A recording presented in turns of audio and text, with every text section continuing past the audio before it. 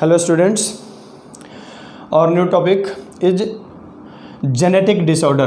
Pedigree के बाद का ये टॉपिक है जेनेटिक डिसऑर्डर। देखो होता क्या है जेनेटिक डिसऑर्डर, नाम से क्लियर है। Genetic as you know, disorder means होने वाली एबनॉर्मेलिटीज। ये बोला जाता है इसमें कि those disorder that passes from one generation to other through genes और chromosomes are called genetic disorder. वो डिसऑर्डर जो जीन्स और क्रोमोसोम्स के थ्रो एक जनरेशन से यानी पेरेंट से ऑफस्प्रिंग में ट्रांसफर होते हैं, that diseases are called genetic disorder. उनको हम जेनेटिक डिसऑर्डर बोलते हैं। ठीक है, अब जेनेटिक डिसऑर्डर को देखा जाता है तो ब्रॉडली दो कैटेगरी में बांटते हैं हम पूरी की पूरी जेनेटिक डिसऑर्डर को। एक डिसऑर्डर वो जो क्रोमोसोम्स के थ्रू ट्रांसफ़र होते हैं, और एक डिसऑर्डर वो जो जीन्स या एलील्स के थ्रू ट्रांसफ़र होते हैं। एक्चुअल में एलील्स का स्टडी मेंडल ने किया था, तो इसलिए जीन या एलील के थ्रू जो ट्रांसफ़र होते हैं उनको हम नाम देते हैं मेंडेलियन डिसऑर्डर। मेंडेलियन डिसऑर्डर बोलते हैं इसको। ठीक है, और दूसरे वो जो क्रोमोसोम के से ट्रांसफ़र होता है, क्रोमोसोम में गड़बड़ी से के कारण उत्पन्न होते हैं और अगले जनरेशन में जाते हैं, उनको बोलते हैं हम क्रोमोसोमल डिसऑर्डर। ठीक है, क्रोमोसोमल डिसऑर्डर। अब इन दोनों में देखो अंतर क्या है, नाम से एक तो क्लियर है भाई, अगर मेंडेलियन है तो मेंडल के लॉ के अकॉर्डिंग में ट्रांसफ़र होगा एक से दूसरी जनरेशन में। ठीक है, अगर क्रोमोसोम है तो क्रोमोसोम में गड़बड़ी से ट्रांसफ़र होगा। तो ये बोला जाता है कि those disorder that follow Mendelian's law या transmit from one generation to next generation according to Mendel's law are called Mendelian disorder. Those disorder that occurs due to abnormality in genes chromosomes are called chromosomal disorder. ये भी बोलते हैं कि those abnormality that occurs, ये बोल सकते हैं यहाँ पे कि दोज abnormalities या those disorder that caused due to those disorders that caused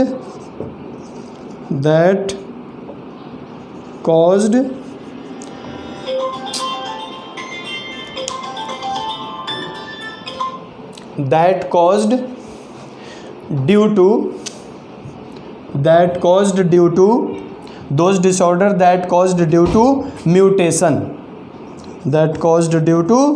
mutation, वो डिसऑर्डर जो म्यूटेशन के कारण हो या जीन म्यूटेशन के कारण हो वो तो मेंडेलियन डिसऑर्डर कहलाता है। And those disorder that caused due to chromosomal, एक चीज़ ध्यान रहे, क्रोमोसोमल डिसऑर्डर जब भी होगा तो दो ही कंडीशन में होगा, या तो साइनेप्सिस के समय मतलब क्या कहते हैं उसको डिफ़ॉल्ट साइनेप्सिस हो जाए, या क्रॉसिंग ओवर में डिफ़ॉल्ट हो जाए। तो कॉज्ड ड्यू टू क्या कहेंगे इसको फॉल्ट या एबनॉर्मेलिटीज़ इन साइनेप्सिस और क्रॉसिंग ओवर। अगर क्रॉसिंग ओवर या साइनेप्सिस में एबनॉर्मेलिटीज़ है तो जीन्स में क्या होते, क्रोमोसोम्स में क्या होते हैं, एबनॉर्मेलिटी जा ही जाती है। तो ये मेंडेलियन और क्रोमोसोमल में अंतर है, याद रखना कि इसमें एलील में एबनॉर्मेलिटी आएगी, क्यों आएगी, म्यूटेशन का कारण आएगी। इसमें क्रोमोसोम में एबनॉर्मेलिटी आएगी, क्यों आएगी, मतलब फॉल्टी साइनेप्सिस के कारण या फॉल्टी क्रॉसिंग ओवर के कारण आएगी।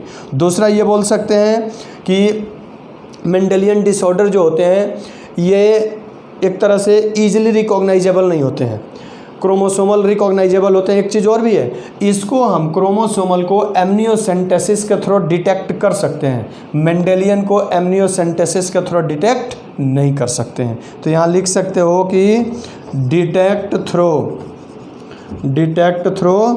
क्या कहेंगे इसको, कैन नॉट डिटेक्ट थ्रो, यहाँ आएगा can not detect through amniocentesis. यहाँ क्या आएगा, कैन नॉट डिटेक्ट थ्रो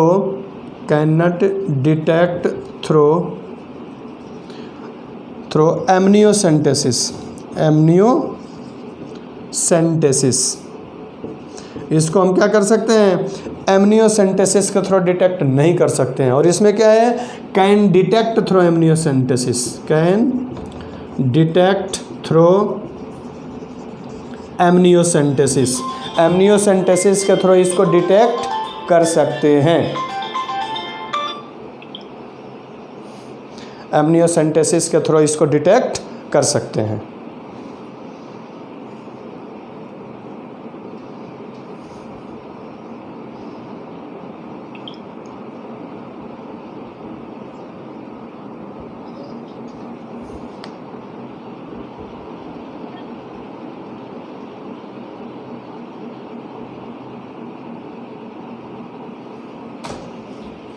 ठीक है, आगे देखो क्या कर सकते हैं इसको। मेंडेलियन डिसऑर्डर को, अच्छा एक और भी लिख सकते हो कि it follow Mendelian law of principle, it do not follow Mendelian law of principle. मेन बस यही जानना कि मेंडेलियन जो होगा वो जीन में होगा, एलील में प्रॉब्लम के कारण होगा, एलील से ट्रांसमिट होगा, इसमें क्रोमोसोम्स के थ्रू ट्रांसफर होगा। ये मेन अंतर है। अब मेंडेलियन और जेनेटिक को कितने तरह के होते हैं ये देखते हैं। मेंडेलियन और जेनेटिक कितनी तरह के होते हैं ये देखते हैं। मेंडेलियन जो है ये कितने तरह के होते हैं और जो क्रोमोसोमल है वो कितनी तरह के होते हैं। पहले मेंडेलियन देख लेते हैं। अब मेंडेलियन जो होता है पूरा का पूरा मेंडेलियन डिसऑर्डर ये बोलते हैं कि ये मेंडेलियन डिसऑर्डर दो तरह के एलील में डिफेक्ट के थ्रू होगा। ठीक है, एक होगा ऑटोसोम में गड़बड़ी के कारण, एक होगा सेक्स क्रोमोसोम में गड़बड़ी के कारण। तो ये बोलते हैं कि इसको मेंडेलियन डिसऑर्डर, एक होता है ऑटोसोमल, यानी ऑटोसोम्स जो हमारे में 22 पेयर्स होते हैं उनमें अगर डिफेक्ट है उसके कारण हो सकता है, और दूसरा किस में हो सकता है तो सेक्स क्रोमोसोमल। ठीक है, अब ऑटोसोमल में देखो क्या क्या हो सकता है। ऑटोसोमल को दो कैटेगरी में बांटते हैं। ठीक है, ऑटोसोमल या तो रिसेसिव होता है, ठीक है, या तो डोमिनेंट होगा, दो तरह का होगा। अब रिसेसिव कौन कौन है, डोमिनेंट कौन कौन है। सेक्स क्रोमोसोमल तो 5-6 कॉमन डिजीज है, मैं नाम लिख देता हूँ। एक तो नाम सुना होगा हीमोफीलिया, दूसरा है कलर ब्लाइंडनेस, तीसरा है नाइट ब्लाइंडनेस, और चौथा है डकनी मस्कुलर डिस्ट्रॉफी, DMD, डकनी मस्कुलर डिस्ट्रॉफी, DMD। ये एक एक डिजीज का हम लोग डिस्कशन करेंगे। हमें इसमें से हीमोफीलिया, कलर ब्लाइंडनेस और नाइट ब्लाइंडनेस, आपके NCERT में यही तीन है। DMD दिया नहीं है, फिर भी हम डिस्कस करेंगे डकनी मस्कुलर डिस्ट्रॉफी को। इसमें स्केलेटल मसल्स बच्चे का, मतलब हमारी जो भी बोन में मूवमेंट होता है वो मसल्स कराती है। इसमें बच्चे के मसल्स में इतनी स्ट्रेंथ नहीं रहती है कि बोन को मूव करा सके, जिसका कारण मतलब अनेबल टू, डिस्ट्रॉफी का मतलब ही होता है unable to walk, unable to move. इसमें बच्चा न चल पाता है, न उठ बैठ पाता है, अनेबल हो जाता है जनरली। बाकी तो एक एक का डिस्कसन करेंगे। ऑटोसोमल रिसेसिव में देखो कौन कौन से हैं, ऑटोसोमल डोमिनेंट में कौन कौन से हैं। एक बार मैं नाम लिख देता हूँ, उसके बाद सारे के सारे एक एक डिजीज का हम लोग लाइन से डिस्कसन करेंगे। सबसे जो मोस्ट कॉमन रिसेसिव में आता है, हम लोगों को पढ़ना भी है, बोर्ड में भी आता है, नीट में भी आता है, that is sickle cell anaemia.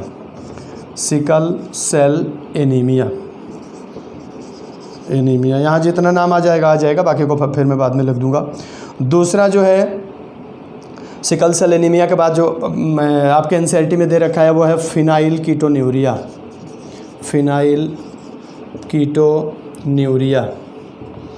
तीसरा दे रखा है थैलेसीमिया,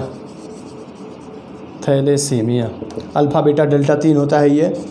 थैलेसीमिया के बाद है sickle cell anaemia, phenylketonuria, thalassaemia, cystic fibrosis, mucus बनने लगता है, इसमें CF बोलते हैं, सिस्टिक फाइब्रोसिस। इसके बाद से है एल्बिनिज्म, एल्केप्टोन्यूरिया, इसी पे बीडल और टेटम ने 1 एंजाइम में हाइपोथेसिस दिया था। एल्केप्टोन्यूरिया के बाद है गाउचर्स डिजीज और से-सैक डिजीज। यही 8 हैं, इनका एक एक का डिस्क्रिप्शन हम लोग करेंगे। डोमिनेंट का कारण होता है, डोमिनेंट कौन कौन से है, एक नाम सुना होगा पॉलीडेक्टाइली एक्स्ट्रा डिजिट ऑफ फिंगर होता है, एकोंड्रोप्लेसिया होता है। ये सारे थोड़े थोड़े बताएंगे, हालांकि ये दे नहीं रखा आपके एनसीईआरटी में। जो पढ़ना है आपके बोर्ड में या जो आपके नीट में आता है वो सिकल सेल एनीमिया पूछा जाता है, phenylketonuria, thalassaemia, cystic fibrosis, albinism, alkaptonuria. ये 6 ही हैं जो नीट में आते हैं। बाकी गाउचर्स डिजीज और सेसैक डिजीज उतना आता नहीं है। डोमिनेंट को भी कहीं नहीं पूछता है, लेकिन बता देंगे, नॉलेज है, खराब नहीं जाता है। एकोंड्रोप्लेसिया,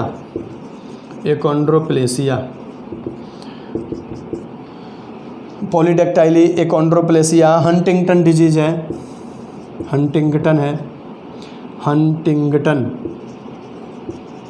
डिजीज है। ये मेन डिजीजेज हैं, और भी हैं, हालांकि ये पढ़ना नहीं है हम लोगों को, फिर भी नाम तो ये है मेंडेलियन डिसऑर्डर से होने वाले डिजीजेज। इनकी हम फैमिली ट्री बना सकते हैं, इनको आइडेंटिफाई कर सकते हैं, एक डिजीज होगा नहीं होगा। ये तो मेंडेलियन डिसऑर्डर थे, ठीक है। इसकी एक एक का डिस्कशन करेंगे हम नेक्स्ट लेक्चर में, चूँकि एक लंबे ये सारे हैं डिजीजेज हैं, टाइम लगेगा इनको बताने में।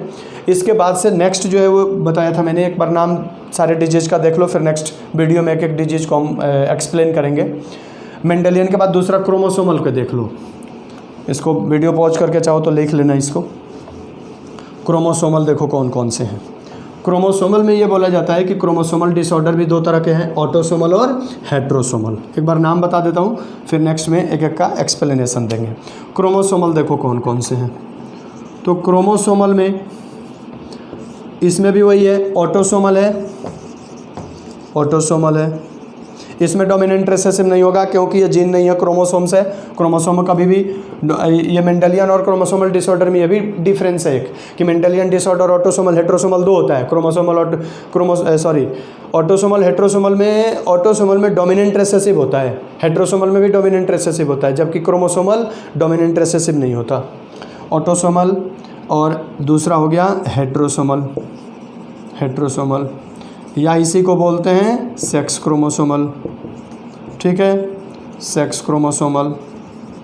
अब देखो एक और डिफरेंस होता है, जो क्रोमोसोमल होगा वो अगली जनरेशन में हर हाल में अपीयर होगा, जबकि मेंडेलियन डिसऑर्डर अगली जनरेशन में अपीयर होगा कि नहीं होगा ये फिक्स नहीं होता है। ये भी हो सकता है अगली जनरेशन में अपीयर हो जाए, ये भी हो सकता है अगली जनरेशन में अपीयर ना हो, दोनों कंडीशन होता है। मेंडेलियन डिसऑर्डर में एक ये भी डिफरेंस आएगा कि अगर मेंडेलियन डिसऑर्डर में डिफरेंस आए तो लिखना मेंडेलियन डिसऑर्डर मे और may not be appear in next generation, but chromosomal disorder must appear in next generation. तो ऑटोसोमल में कौन कौन है? ऑटोसोमल में आपको जो पढ़ना है एनसीईआरटी में जो दे रखा है वो तो एक ही दे रखा है, डाउन्स सिंड्रोम। इसमें क्रोमोसोम नंबर 21 जो होता है उसमें 3 हो जाता है, ट्राइसोमी हो जाता है, जिसका कारण ये डिसऑर्डर होता है। इसके कैरेक्टर को एक्सप्लेन करेंगे पूरा का पूरा। डाउन्स सिंड्रोम के बाद आता है इसमें एडवार्ड सिंड्रोम, इसमें 18 नंबर क्रोमोसोम ट्राइसोमी हो जाता है, एडवार्ड सिंड्रोम। इसके बाद 13 ट्राइसोमी होती है, उसको पटाउज सिंड्रोम कहते हैं, पटाउज ने खोजा था, पटाउज सिंड्रोम। एक होता है कैट क्राई सिंड्रोम, इसमें बच्चा बिल्ली के बच्चे की तरह आवाज़ निकालता है, कैट क्राई सिंड्रोम। एक है क्राइडू चैट सिंड्रोम। तो ये मेन जो है ऑटोसोमल है। हेट्रोसोमल में भी आपको आपके जो एनसीईआरटी है उसमें 2 डिजीज दे रखा है। ऑटोसोमल में दिया है सिर्फ डाउन सिंड्रोम, और हेट्रोसोमल में 2 दे रखा है। एक दिया है क्लिनीफेल्टर सिंड्रोम, और दूसरा दिया है टर्नर्स सिंड्रोम दिया है। इसके अलावा भी है जो एनसीईआरटी में नहीं है आपके, एक है सुपर मेल और दूसरा दे रखा है सुपर फीमेल। तो ये मेन जेनेटिक डिसऑर्डर थे, क्रोमोसोमल और मेंडेलियन। अब एक एक डिसऑर्डर को हम एक्सप्लेन करेंगे। शुरुआत करेंगे मेंडेलियन से, मेंडेलियन में ऑटोसोमल से, ऑटोसोमल में रिसेसिव से शुरू करेंगे। तो एक एक का नेक्स्ट वीडियो में उसको अपलोड करते हैं। अभी इसको नोट कर लेना, इसकी मैंने नोट्स में बना रखा है, कॉपी अपलोड कर दूंगा, नोट कर लेना उसको। अगले वीडियो में इसकी एक एक डिसऑर्डर को डिस्कशन करते हैं। ओके।